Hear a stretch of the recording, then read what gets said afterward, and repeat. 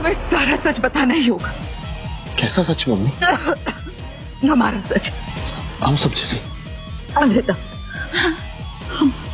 हम बहुत ही बुरे इंसान है बेटा। सुहागन सीरियल में अब तक हमने देखा ही था कि भाई किस तरह से यहाँ पर कोयल अपने चाल में कामयाब हो जाती है। जी हाँ, यहाँ पर हम देख ही रहे थे कि किस तरह से स्वरा को सांप काट लेता है और स्वरा पैरालाइज भी हो जाती है। लेकिन एन मौके पर यहाँ पर भगवान की कृपा से इस बार वेदांत को सारी सच्चाई पता चल जाती है और वेदांत मौका रहते ही हमारी स्वरा को बचा लेता है। जी हाँ, अब यहाँ पर स्वरा बिल्कुल ठीक है, उसे होश भी आ गया है। अब यहाँ पर जैसे ही स्वरा को होश आया तो स्वरा ने ठान लिया है कि वो सभी घर वालों को ये सच्चाई बताएगी कि उसकी जो भी कुछ भी हालत हुई है उसके पीछे किसी और का नहीं बल्कि कोयल का हाथ है। और इसी के साथ आने वाले एपिसोड में यहाँ पर हमें देखने को मिल रहा है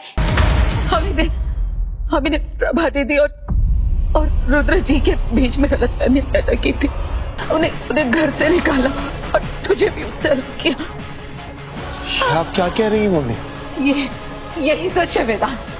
कि यहाँ पर वही हमारी स्वरा को होश आता है और होश में आते ही वो वेदांत को बताती है कि इसके पीछे सांप का तो हाथ है ही। सांप तो जहरीला था, उसने मुझे डसने की कोशिश की, उसने मुझे डसा भी, लेकिन इसके पीछे किसी और जहरीले इंसान का भी हाथ है। मुझे सांप ने डसा नहीं बल्कि डसवाया गया था। और यहाँ पर हमारी स्वरा जो है वो सच्चाई बताने की कोशिश करती है, लेकिन फिलहाल के लिए स्वरा ये सच्चाई नहीं बताने वाली। वो कहती है कि मैं घर चलकर सारे सबूतों के साथ ये सच्चाई बताऊंगी और उस इंसान का असली चेहरा सामने लेकर आऊंगी जिसने मेरे साथ एक घिनौनी हरकत की। और इसी के साथ यहाँ पर कोयल घबरा जाती है ये सोचकर कि क्या सच में स्वरा इस बार उसकी सच्चाई सभी घर वालों के सामने ले आएगी। इसी वजह से यहाँ पर कोयल जो है दोबारा ड्रामा करती है और कोयल जो है काफी मैनिपुलेट करना शुरू कर देती है दोबारा से सभी घर वालों को और कहती है ये सब हमारा ही प्लान था।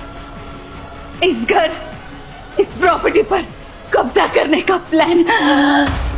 देखा, मैं पहले से ही कह रही थी, आस्तीन का सांप है ये औरत।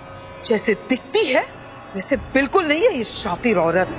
कि भाई तुम्हें वहम हो रहा होगा, तुम्हारे साथ इतना कुछ हो चुका है, इतनी कुछ घटनाएं हो चुकी हैं। और यहाँ पर कोयल जो है अपनी सारी हरकतों को काफी ज्यादा कवर अप करने की कोशिश करती है, लेकिन भाई इस बार हमारी स्वरा ने ठान लिया है कि वो कोयल की सच्चाई सबके सामने ले आएगी। और यहाँ पर हम देख रहे हैं कि सभी घर वाले घर पर पहुंचते और यहाँ पर हमारी स्वरा जो है ये प्रूव करने की कोशिश करती है कि कोयल ने उसे मारने की कोशिश की थी।